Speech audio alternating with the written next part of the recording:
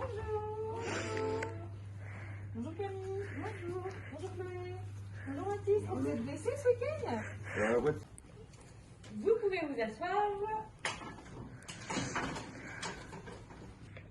Du coup, aujourd'hui, on va se retrouver pour une petite présentation sur la formation des ouragans. Alors, est-ce que vous avez un peu de connaissances? Non. Oui. Ça se passe dans les zones tropicales. Et je pense que c'est pas que dans les océans que ça se forme. Si, c'est ça. Donc, du coup, on va vous faire un cours sur la formation des ouragans. Prenez des notes. Alors, qu'est-ce qu'un ouragan? Donc, un ouragan, c'est un cyclone d'origine tropicale d'une violence extraordinaire. Donc, du coup, il y a trois choses pour que les tropiques peuvent se former. Donc, une accumulation de chaleur, une accumulation d'humidité et une absence de vent en altitude. Alors, la formation d'un ouragan, elle a lieu s'il y a une température minimale de l'océan à 26,5 degrés, s'il y a la présence d'une dépression tropicale, s'il y a la présence de rigoureux cumulus ou cumulonimbus, l'absence de variation de la vitesse du vent avec l'altitude, une humidité dans la troposphère et une latitude entre 5 et 8 degrés.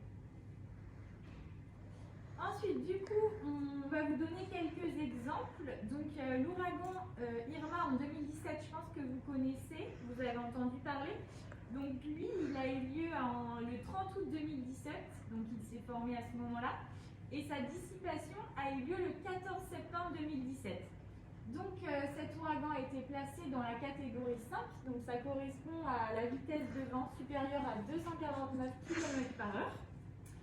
Et ensuite, on va vous parler de l'ouragan Katrina en 2005. Donc lui, il a eu lieu le 23 août 2005 et sa dissipation a été le 31 août 2005, donc aussi classé dans la catégorie 5. Les zones touchées, du coup, c'était le Bahamas, sud de la Floride, Cuba, Louisiane, est des États-Unis et le Canada. On va maintenant vous présenter une petite vidéo qui va traduire ce qu'on vous a dit avant.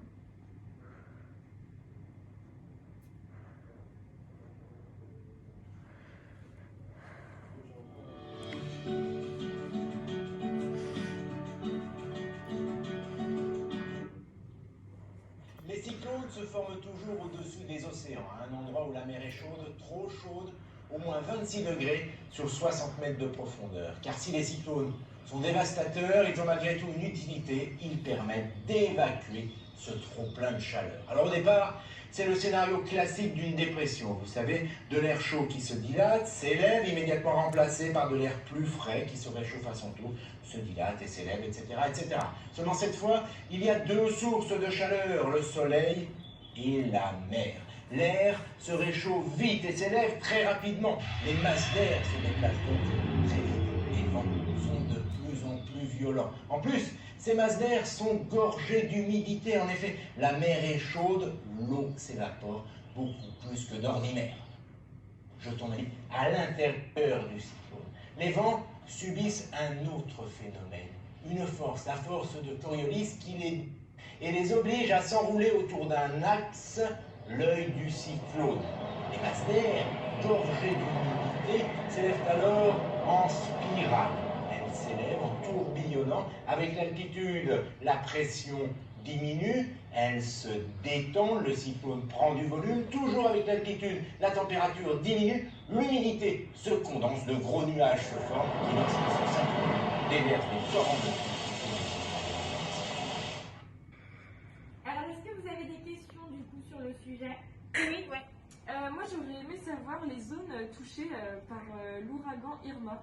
Alors du coup, les zones touchées par l'ouragan Irma sont la Floride, Porto Rico, Saint-Martin, Caraïbes, Cuba, Bahamas. Et voilà. Merci beaucoup pour votre écoute. On se retrouve jeudi. Je vous conseille de bien réviser votre cours parce qu'on aura sûrement une petite évaluation. Donc voilà, on se retrouve jeudi. Bonne fin de journée. Et puis si vous avez des questions, vous pouvez nous envoyer un mail, on répondra. Voilà. Donc voilà, en tout cas jeudi. Bonne journée. Au revoir. Bonne journée. À jeudi. Bonne journée. Au revoir.